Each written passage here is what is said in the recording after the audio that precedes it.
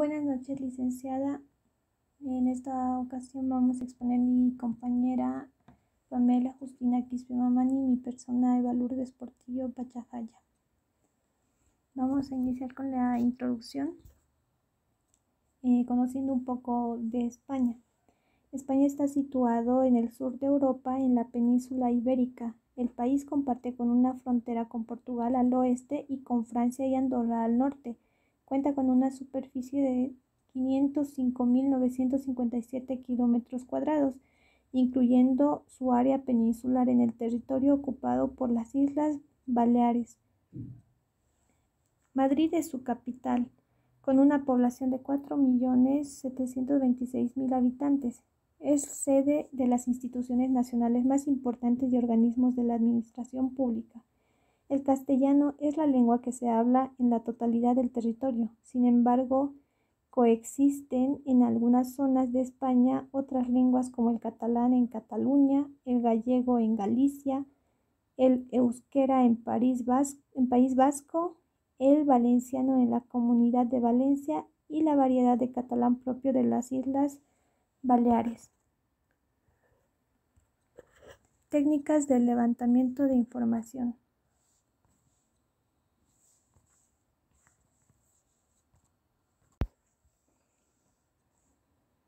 La economía de España es la cuarta de la Unión Europea y 13ª a nivel mundial en términos nominales, y en términos relativos o de paridad de poder adquisitivo se encuentra también entre las mayores del mundo.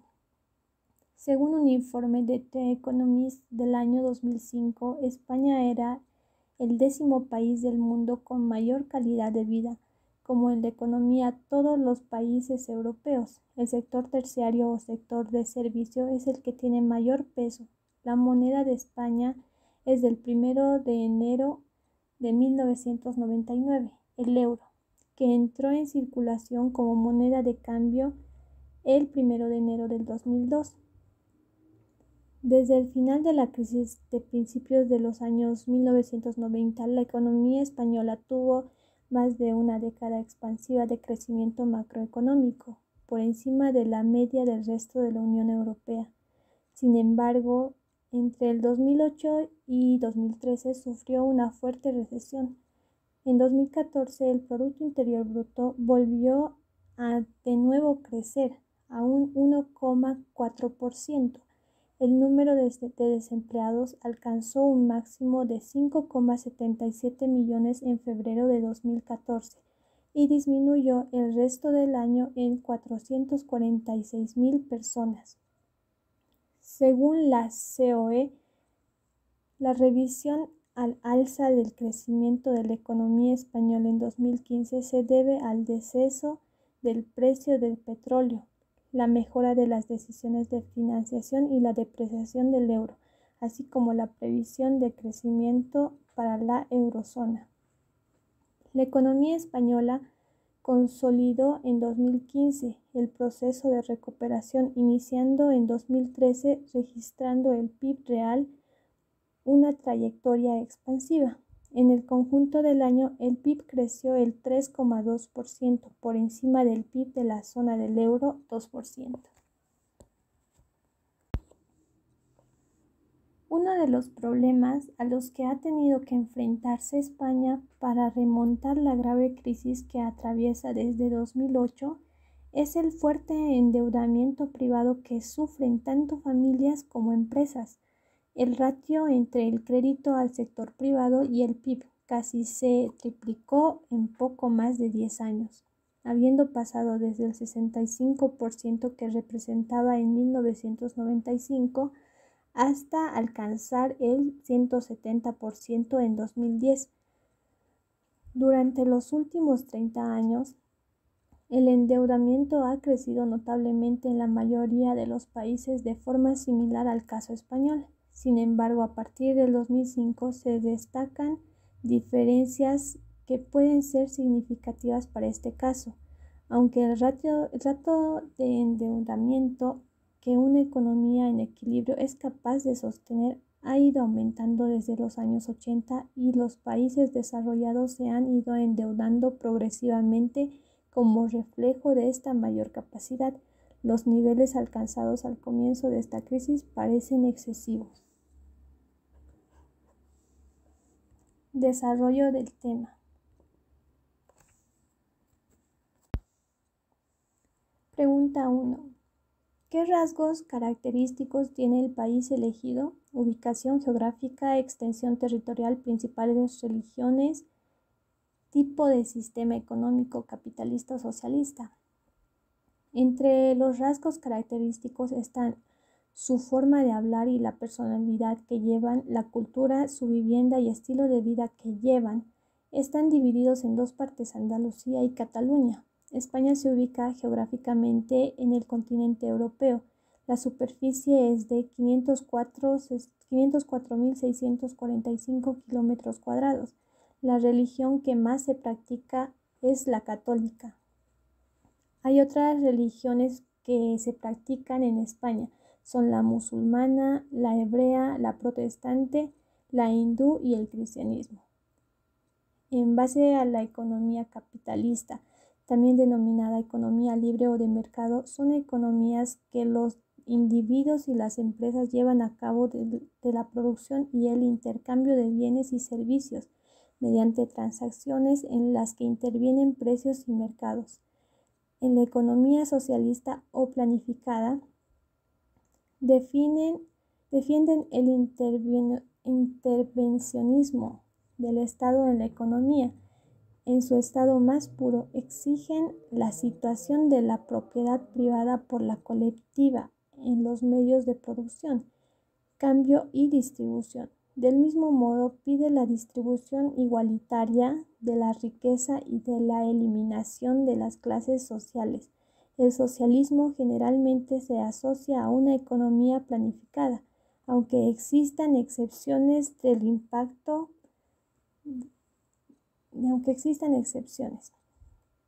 Pregunta 2. El impacto del COVID-19 en el país. A principios de este 2020, cuando el COVID empezó a ser detectado en el mundo occidental, previamente esta enfermedad castigaba con dureza a algunos países asiáticos, siendo China el más destacado. La llegada del COVID desencadenó la toma de una serie de medidas necesarias para combatir la pandemia que perturbaron por completo la marcha de la economía mundial. Todas las acciones que se han tomado desde marzo para combatir la pandemia han supuesto que la actividad y el empleo estén experimentando un preocupante hundimiento. Además, la incertidumbre sobre el desarrollo del virus es máxima y ya estamos viendo cómo algunas de las medidas más restrictivas están volviendo a implantarse. Son muchos los sectores de la economía que se han visto perjudicados por la pandemia, pero sin duda el sector de servicio, hostelería, restauración, transporte, ocio, etc., han sido el más afectado. Esto es especialmente preocupante en España, porque el sector de servicios representa un peso mayor en el país que en otros. La hostelería, la restauración, el transporte y el ocio representan un 9% de la economía total en la zona euro, mientras que en España estos sectores tienen un peso del 13%. Pregunta 3. Valoración macroeconómica. El PIB actual, el IPC acumulado, el desempleo económico, la tasa de subempleo y económico actual. El PIB per cápita es muy buen indicador del nivel de vida en el caso de España en 2020. Fue de 23.690 euros, por lo que se encuentra en el puesto 36 de los 196 países del ranking del PIB per cápita. La última tasa de variación anual del IPC publicada en España es en mayo de 2021 y fue del 2,7%. La tasa de desempleo económico actualizado a nivel general, tanto hombres como mujeres, en el mes de abril del 2021 fue del 15,2%. Al analizar el subempleo visible, se encuentra que tienen una tendencia decreciente, es decir, que mayor cantidad de personas encuentran trabajos que cumplen con las horas que desean trabajar. En 2002 la tasa fue de 16,63% y para el 2018 alcanza una tasa del 2,63%. El comportamiento es diferente para la población subempleada, invisible, que tiene una tendencia creciente. Es decir, más cantidad de personas encuentran trabajos, pero que no cubren con el salario mínimo. Pregunta 4. Identificar uso de políticas monetarias para salir de la crisis provocada por el COVID-19. La crisis económica provocada por la pandemia va camino a producir mayor recesión global desde la Segunda Guerra Mundial. Las previsiones disponibles muestran que los efectos económicos de la pandemia podrían ser bastante persistentes y afectar muy negativamente a la dinámica de la inflación. Esto exigía una respuesta de política económica rápida y contundente, que facilitaría la salida de la crisis sanitaria con el menor daño económico posible. Con este objetivo, el Banco Central Europeo ha desplegado una batería de medidas de emergencia que pueden agruparse en dos categorías. El primero, el Banco Central Europeo ha ampliado sustancialmente las compras de bonos soberanos y de las empresas del área del euro, con el propósito de mejorar sus condiciones de financiación. En concreto, ha aumentado el programa de compra ya existente e introdujo un nuevo programa de emergencia. El segundo, el Banco Central de Europa ha hecho más accesibles, tanto como en coste de volumen, sus facilidades de concesión de liquidez al sector bancario y ha relajado los requisitos exigidos a los activos que se entregan como garantía. Con esto se persigue poner recursos a disposición de las entidades de crédito para que éstas presenten a los agentes tipos de interés reducidos. En este caso, dadas las enormes interacciones económicas y financieras entre las diversas economías del área, la acción conjunta es la vía más eficaz para garantizar la eficacia de este impulso y que los efectos económicos de la pandemia sean superados en un plazo menor y a un coste más reducido por todos y cada uno de los países. Pregunta 5. ¿Cuál es su moneda? El Banco Central y su rol en la economía, sistema cambiario aplicado. Desde el año 2002, como país miembro de la Unión Europea, el euro es la moneda oficial de España. El euro ha sustituido la peseta como divisa. El Banco Central de Europa es el Banco Central de los países de la Unión Europea, que tienen el euro como moneda, que conforma un conjunto de bancos centrales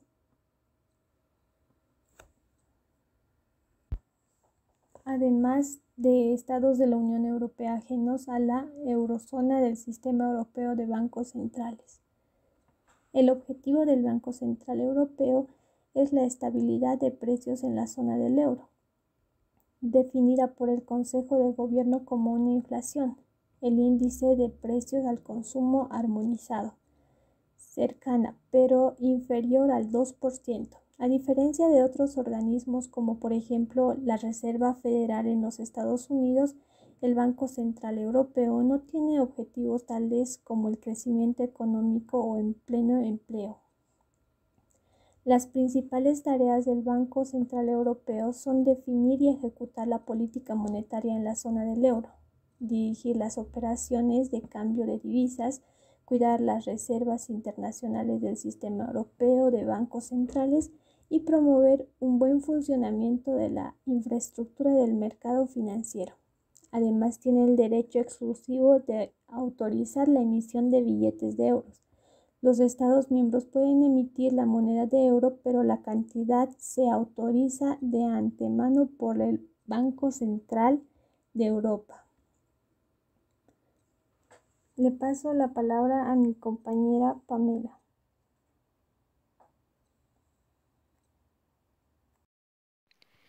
La pregunta número 4. Identificar uso de políticas monetarias para salir de la crisis provocada por el COVID-19 en España. La crisis económica provocada por la pandemia del COVID-19 va camino de producir la mayor recesión global desde la Segunda Guerra Mundial. Las previsiones disponibles muestran que los efectos económicos de la pandemia podrían ser bastante persistentes y afectar muy negativamente a la dinámica de la inflación. Esto exigía una respuesta de política económica rápida y contundente que facilitará la salida de la crisis sanitaria con el menor daño económico posible. Pregunta 5. ¿Cuál es su moneda del Banco Central y su rol en la economía, sistema cambiatorio aplicado? Desde el 1 de enero del 2002, como país miembro de la Unión Europea, el euro es la moneda oficial de España. El euro sustituyó a la peseta como divisa, conforma junto con los bancos centrales de los estados de la Unidad Europea, ajeno de Eurozona, el Sistema Europeo de Bancos Centrales. El objetivo del Banco Central Europeo es la estabilidad de precios en la zona de euro, definida por el Consejo de Gobierno como una inflación, índice de precios al consumo armonizado, cercano por inferior al 2%. La pregunta número 6. Identificar entidad reguladora del sistema financiero. En España, la máxima autoridad en materia de política financiera es el ministro de Economía. Este ejerce sus funciones a través de 3 órganos ejecutivos que se encargan de controlar y supervisar el sistema financiero español. Los órganos a los que nos referimos son el Banco de España, la Comisión Nacional del Mercado de Valores y la Dirección General de Seguros y Fondos de Pensiones. Pregunta 7. La Bolsa de Valores y su presencia en la economía del país.